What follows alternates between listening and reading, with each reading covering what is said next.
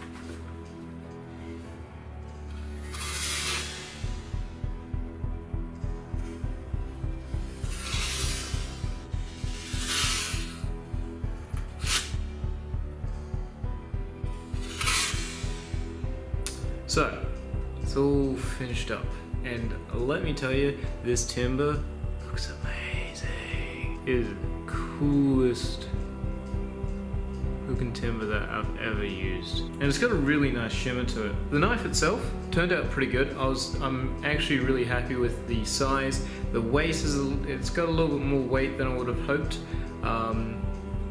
I was hoping that drilling all those holes would have helped relieve some of that weight, but it didn't do too much to relieve the weight. But otherwise, I'm genuinely happy with the size of it, and it looks cool. Let's be honest, it does look kind of cool. I don't really know what I would consider this used for. Maybe fishing or possibly small game. I'm not sure, but otherwise I'd probably just call it a simple sort of bushcraft knife, I guess. I'm actually really happy with the way that this turned out. It turned out really nice. Few problems though. On the handle didn't actually forge entirely straight. You might just ever so slightly be able to see that it bends up slightly, and because of that, the handle scales don't fit perfectly either.